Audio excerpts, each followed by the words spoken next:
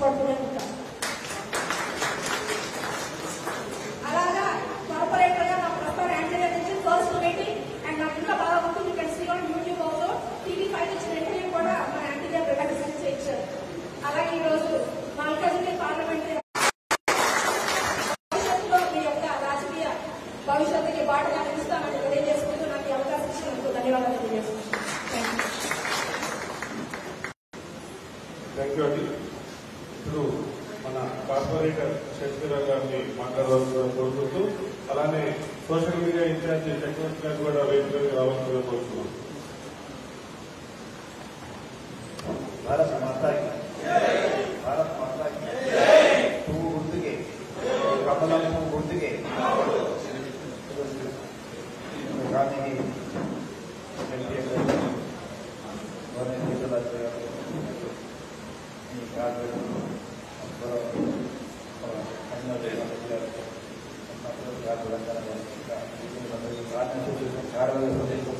అందరికీ కూడా నా హృదయపూర్వక ధన్యవాదాలు తెలియజేసుకుంటాం.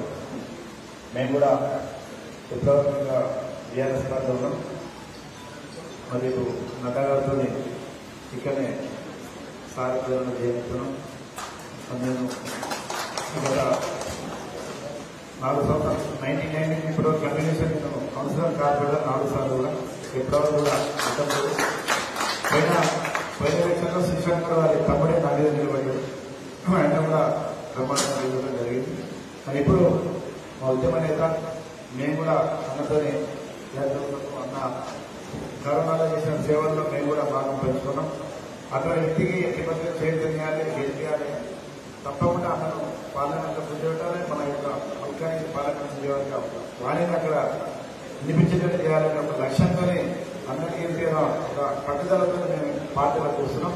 తప్పకుండా మీరందరూ మనందరం కలిసి కూడా అన్నగానే భారీ విజయంతో పార్లమెంట్ పంపిందని చెప్పి మనం చేసుకుంటూ ఈ అవకాశం ఇచ్చిన నిందన ఉద్యోగులుగా ఉంటుంది.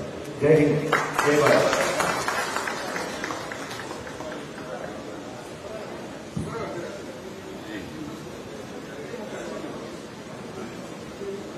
థ్యాంక్ యూ శశిధర్ అన్న. ఇప్పుడు మన పార్లమెంట్ ఇన్ఛార్జ్ కన్వీనర్ అయినటువంటి మల్లారెడ్డి గారిని మాట్లాడాల్సిన కోరుతున్నాం.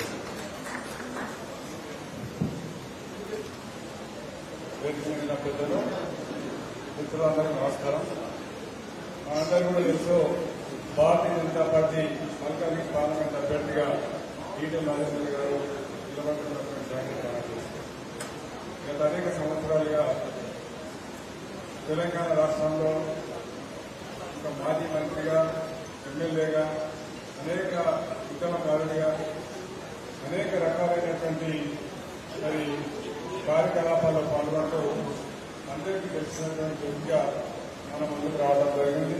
భారతీయ జనతా పార్టీ మరి ప్రధానమంత్రి నరేంద్ర మోడీ గారు, అమిత్ షా గారు ప్రత్యేకించి మల్కాజ్గిరి పార్లమెంట్ నుంచి వారు నిలబడాలని మరి ఇక్కడ పంపించడం జరిగింది. ఆ రకంగా ఇవాళ దేశంలో ఉన్నటువంటి అతిపెద్ద నియోజకవర్గం, 37 లక్షల ఓట్లు, 55 లక్షల జనాభా, ఒక మినీ భారత్ లాంటి మన యొక్క నియోజకవర్గం.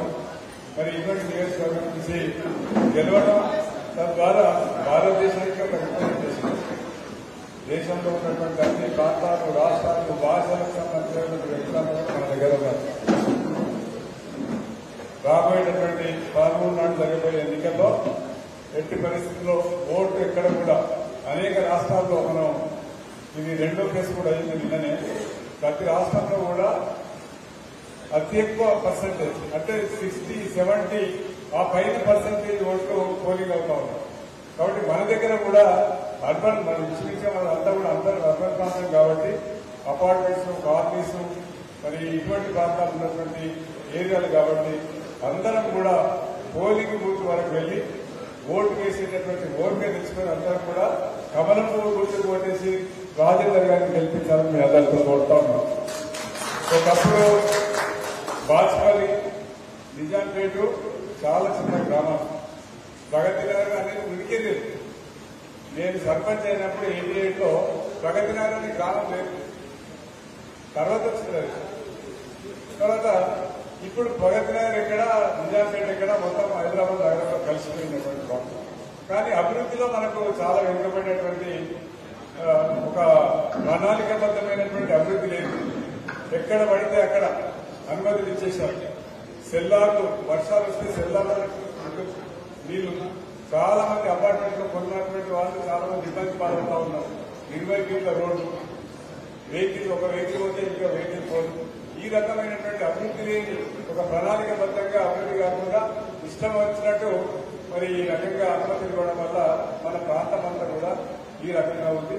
ఏదేమైనప్పటికీ భవిష్యత్తులో తప్పకుండా మన ప్రాంతాన్ని ఇక్కడ ఉన్నటువంటి ప్రభుత్వ భూములు, కుంటలు, చెరువులు, పార్కులు అన్నింటినీ కూడా కాపాడి ఈ యొక్క ప్రాంతంలో ఉన్నటువంటి ప్రజల యొక్క సమస్యలు, మౌలిక వసతులు ఏవైతే ఉన్నాయో మంచినీరు కానీ, డ్రైనేజ్ కానీ, రోడ్లు కానీ ఇవన్నింటినీ కూడా ఒక శ్రద్ధతోని ఒక ప్రణాళికబద్ధంగా అభివృద్ధి చేసుకోవడానికి తప్పకుండా ఈటల రాజేందర్ గారు మనందరూ కూడా సహకరిస్తారు. ఆ రకంగా ఏ రకంగా అయితే మరి హుజురాబాద్ మీరు ఒకసారి హుజురాబాద్ వరకు తెలుస్తుంది గ్రామ ప్రాంతంలో ఎంత అభివృద్ధి జరిగిందని. ఆ రకమైనటువంటి పద్ధతిలో మన ప్రాంతాలు కూడా అభివృద్ధి చెందడానికి మరి వాళ్ళంతా కూడా మనమందరం కూడా సహకరించుకోవాలని, తద్వారా మరి ఈ యొక్క ఎన్నికల్లో కమలం పువ్వు గుర్తు మీద ఓటేసి ఈటెల రాజేందర్ గారిని గెలిపించి ప్రధానమంత్రి నరేంద్ర మోడీ గారు చెప్తున్నటువంటి 370 మంది పార్లమెంట్ సభ్యులు మల్కాజిగిరి పార్లమెంట్ సభ్యులు కూడా ఉండాలని చెప్పేసి మీ అందరికీ కోరుతూ ఈ యొక్క అవకాశం ఇచ్చినందుకు సమయం కానప్పటికీ కూడా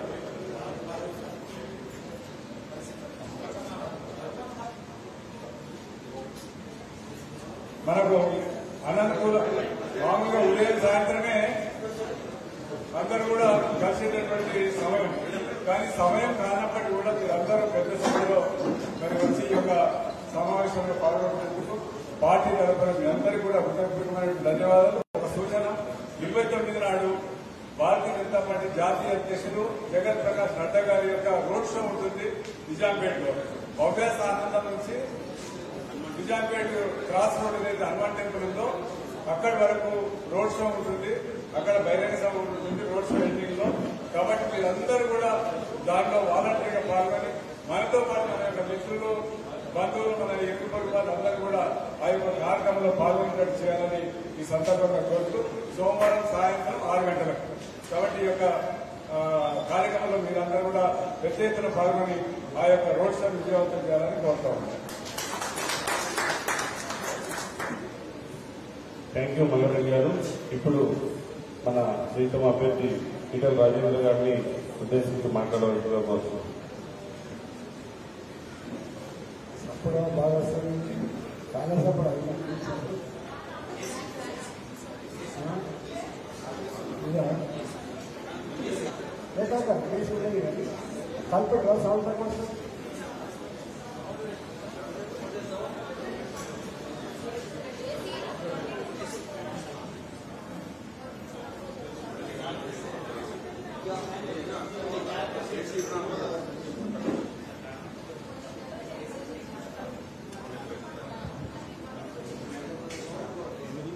సంవత్సరం తక్కువ టైంలో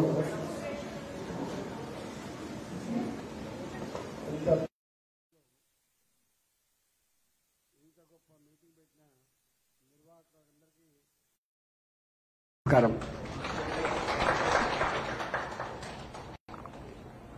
పెద్దలు మల్లారెడ్డి గారు,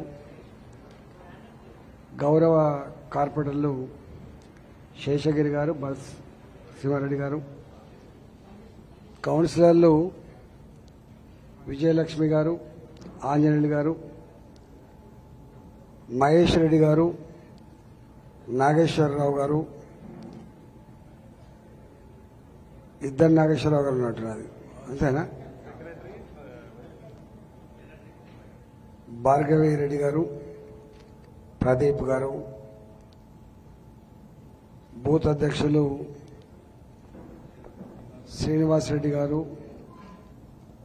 అదేవిధంగా సునీల్ రెడ్డి గారు, విజ్ఞాన్ రెడ్డి గారు, కృష్ణ, చక్రవర్తి, వేదికమైనటువంటి పెద్దలందరికీ పేరు పేరున నమస్కారం. 4 విషయాలు చెప్పొతా. ఒకటేమో మా అధ్యక్షులు జేపీ నడ్డా గారు 29వ తారీఖు నాడు సాయంత్రం 6 గంటలకు కాదు 5 గంటలకే అంటున్నారు. 5 గంటలకే అంటున్నారు. ఆ రోజు అందరూ పాల్గొనవలసిందిగా మీ అందరికీ విజ్ఞప్తి చేస్తున్నాను. నెంబర్ 1. నెంబర్ 2 ఏంటంటే ఇంతకుముందే మల్లారెడ్డి గారు చెప్పినట్టుగా పెద్ద వర్షం పడ్డది అంటే మొట్టమొదలు మునిగే ప్రాంతం ఈ ప్రాంతమే, ప్రగతి నగర్ ప్రాంతమే ఎక్కువ మునుగుతుంది. ఎన్ని రకాలు నష్టపోతున్నారో, సెల్లాల నిండా నీళ్లుంటే ఎన్ని రోజులు ఎత్తిపోస్తున్నారో అవన్నీ నిత్యం చూస్తూనే ఉన్నాయి. ఎందుకంటే నేను కూడా ఇక్కడే 34 సంవత్సరాలుగా ఉంటున్నా కాబట్టి 34 ఇయర్స్గా నేను కూడా ఉంటున్నా కాబట్టి నాకు తెలుసు. 2 సార్లు అయితే పెద్ద మొత్తంలో మునిగిపోయింది. 100 కోట్ల రూపాయల నష్టం జరిగిన సందర్భాలు కూడా చూసినాం హైదరాబాద్లో. కాబట్టి ఆ సమస్య మళ్ళీ ప్రస్తావించాల్సిన లేదు, సమస్య ఉంది.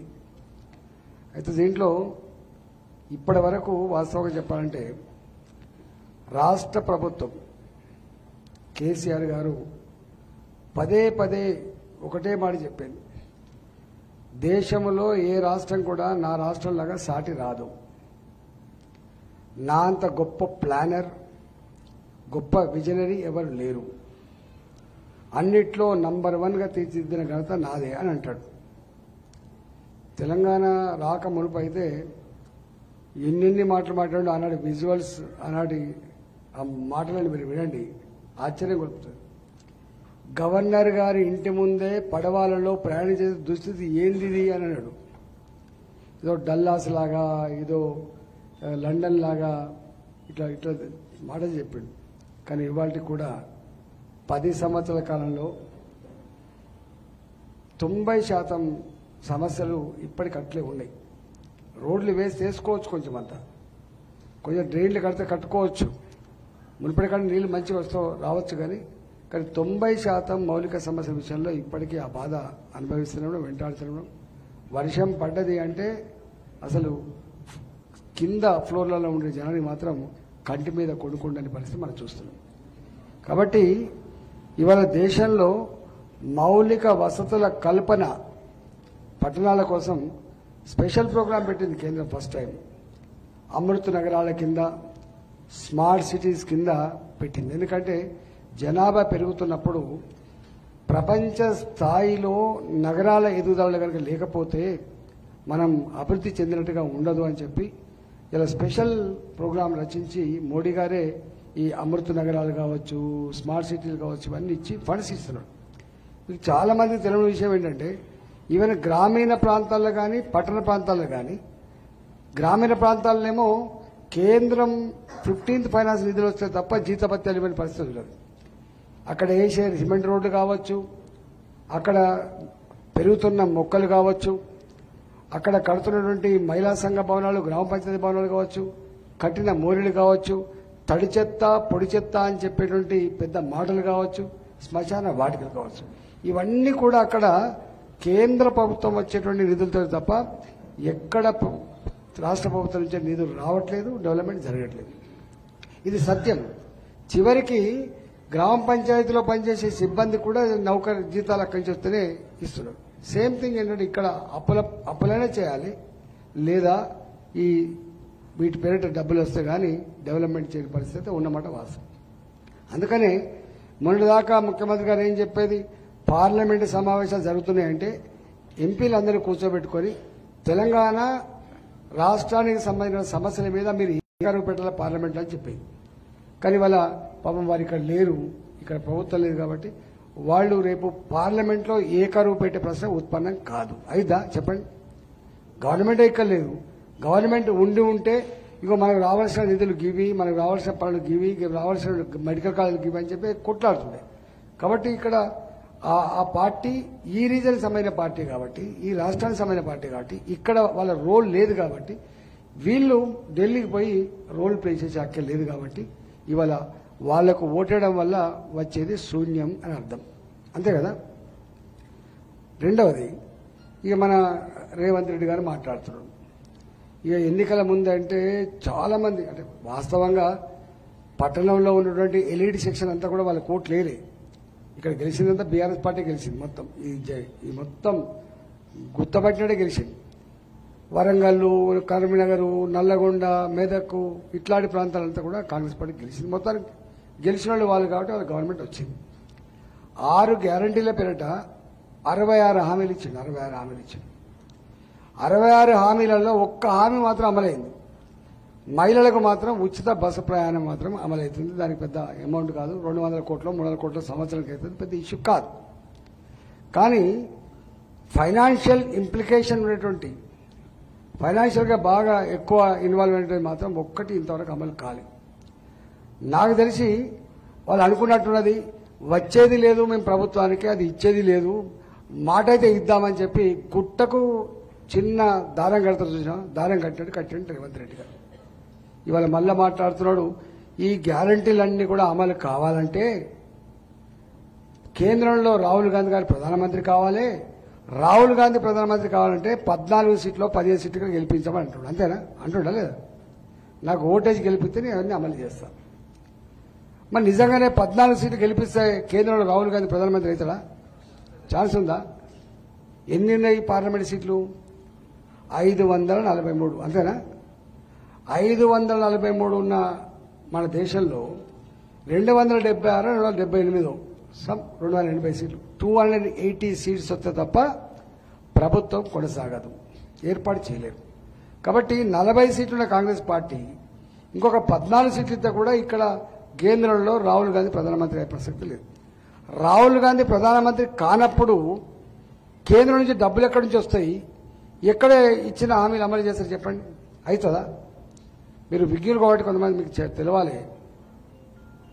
ఈయన ఇచ్చిన హామీలలో ఒక్కదాని గురించి నేను మాట్లాడినట్టున్నది ఏంది? గ్రామీణ ప్రాంతాల్లో మళ్ళీ రైతులు ఓటు వేయకపోతే, రైతులు ఓటు ఎక్కువ కదా, దాదాపు 54 లక్షల కుటుంబాలు ఉంటాయి. 54 లక్షల కుటుంబాలు అంటే కోటి పైన ఓట్లుంటాయి, కోటిన్నర ఓట్లుంటాయి.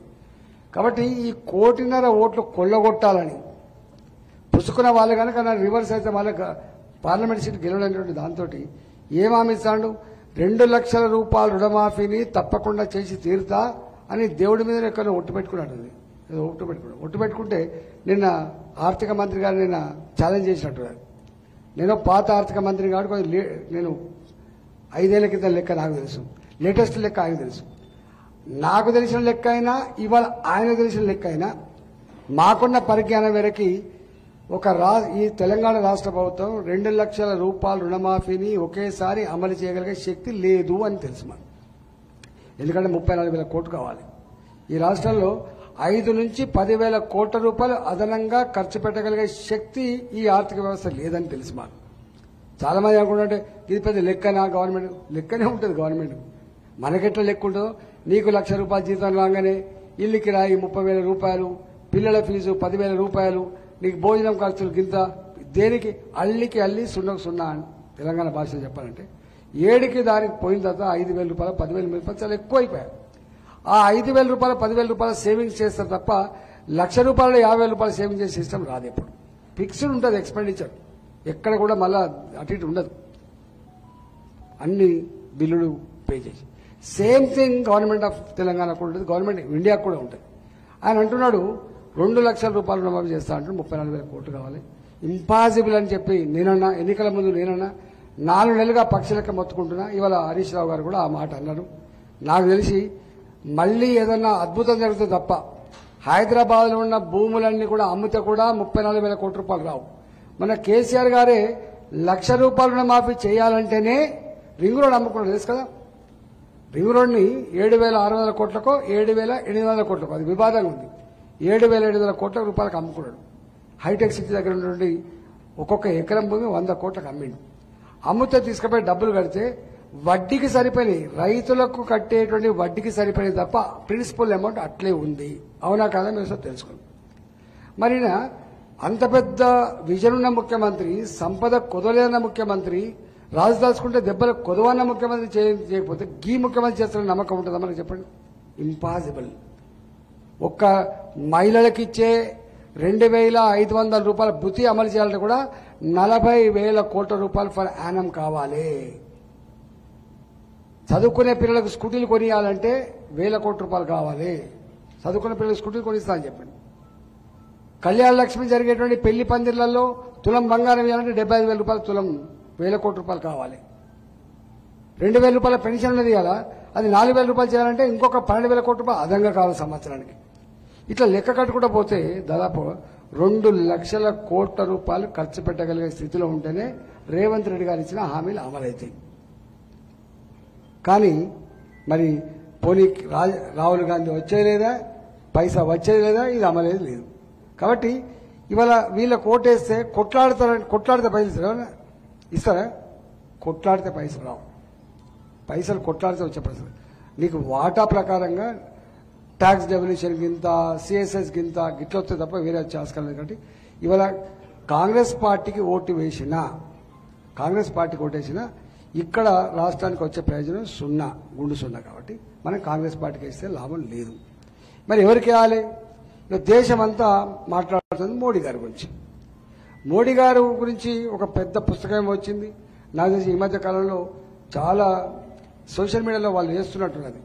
మోడీ గారు గత 10 సంవత్సరాల కాలంలో ఒక్కనాడు కూడా ఒక జలుబు కూడా చేయలేదు, ఒక్కనాడు జ్వరం రాలేదు, ఒక్కనాడు కూడా లీవ్ పెట్టలేదని చెప్పేస్తుందో. అంటే 70 సంవత్సరాల పైబడినటువంటి మోడీ గారు ఒక యంగ్ బాయ్లకు 25-30 సంవత్సరాల వయసులో ఉన్న మనిషి ఎట్లా పనిచేస్తాడో గట్లా పనిచేస్తున్నాడని చెప్పి ఆ సోషల్ మీడియా చెప్తాము. రెండవది, కొంతమంది ఆడలేక అన్నట్టుగా శ్రీరాముని పేరు చెప్తే బోకొత్తదా, శ్రీరాముని పేరు చెప్తే కరువు పోతుందా, శ్రీరాముని పేరు చెప్తే మనం బాగుపడతామా అని అంటున్నారు. ఎప్పుడు కూడా మనిషి మాట్లాడేటప్పుడు సోయి ఉండాలి. మనం ఎందుకు పోతాం మనం దేవుని దగ్గరికి? ప్రతి కుటుంబం పోతుంది కదా, ఎక్కడ సంవత్సరానికి ఒకసారి, 2 సంవత్సరాలకు ఒకసారి, 3 సంవత్సరాలకు ఒకసారి, ప్రతిసారి పోతాం. మనకున్న కుల దైవం దగ్గరికి పోతాం, లేకపోతే మనకు ఏదైనా నమ్మకాన్ని దేవుని దగ్గర పోతాం. ఎందుకంటే మన అప్పుడప్పుడు తోయనప్పుడు, మన పనులు మనం చేసుకోలేనప్పుడు, మనకు వెళ్ళినప్పుడు, మనకు ఆపద వచ్చినప్పుడు అంతిమంగా భారం వేసి దేవుడి మీద వేస్తాం. మనం చూసినాం మనిషి అంటోడు ఎంత విరివిగడు చూసినా. మొన్న కరోనా రాకముందు వర్షం పడాలంటే పడుతుంది, వద్దంటే ఊకుంటుంది.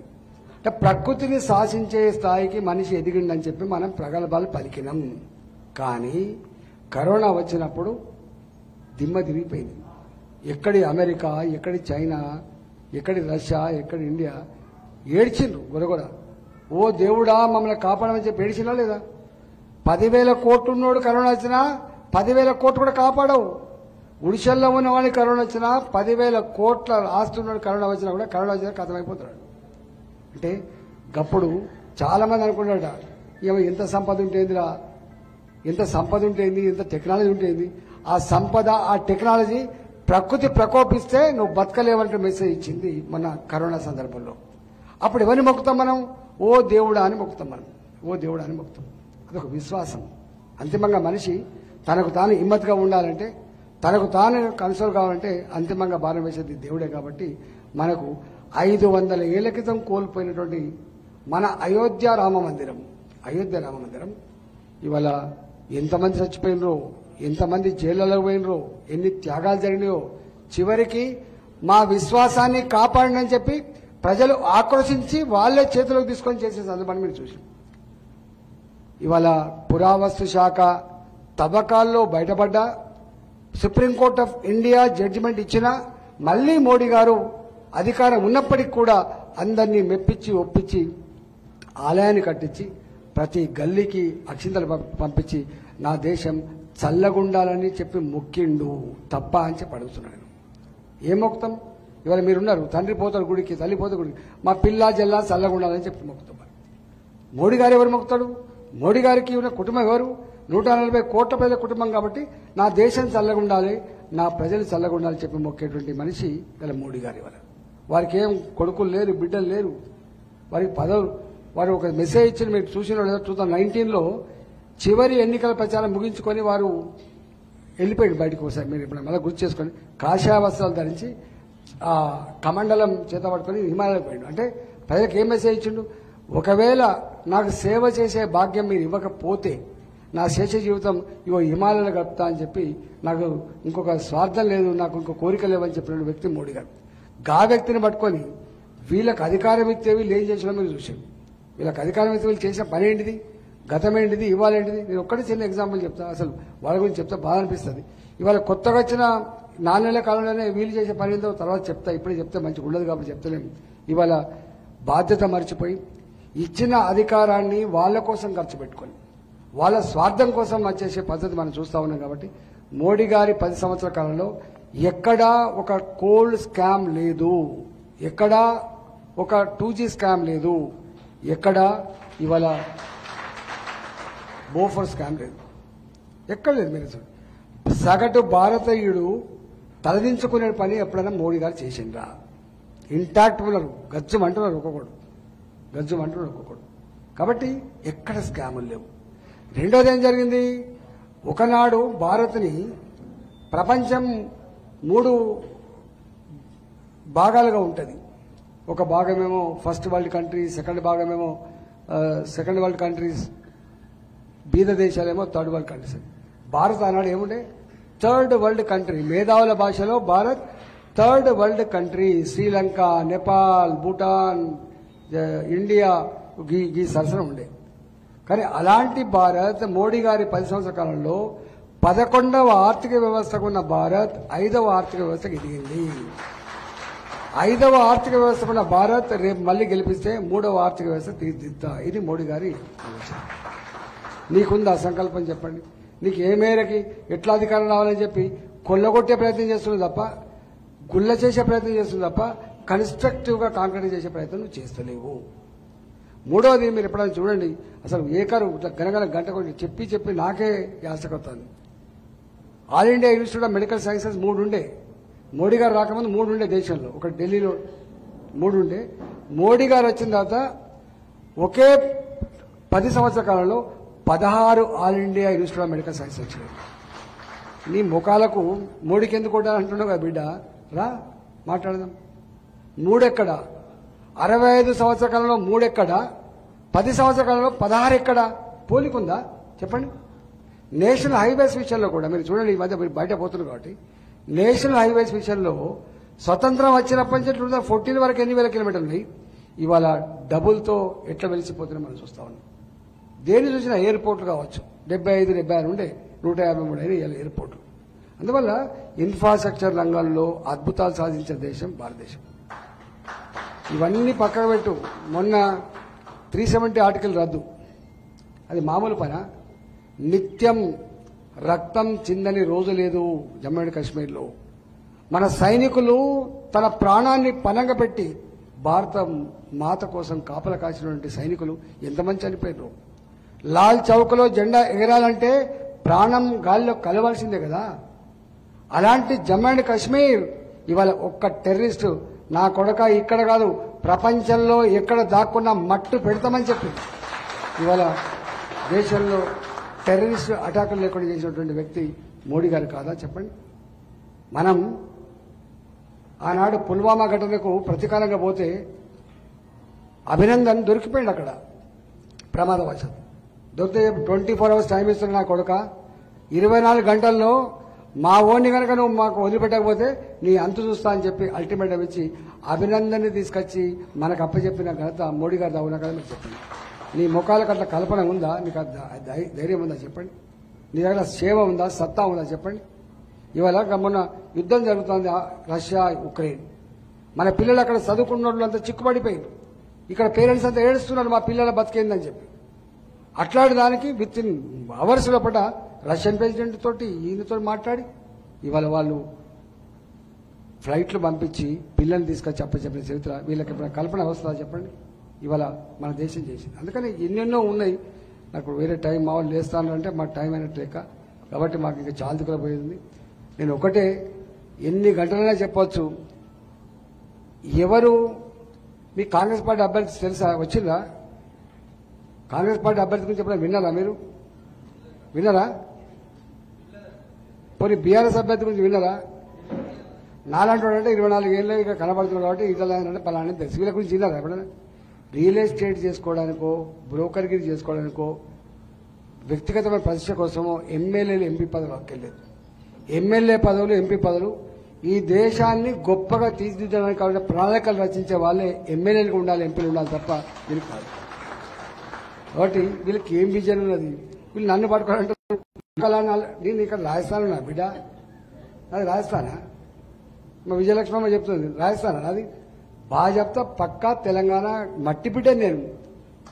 ఎక్కడ నిలబడ్డా కూడా ఇప్పుడు ఈ వంటది కదా, ఎక్కడ నిలబడి అన్నా నీకోసం ఓటుకు పోతే గర్వంగా ఉంది అంటుంది. ఆమె అంటే అర్థం ఏంటంటే ఈటలనా తెలిసి బిడ్డ అంటుంది.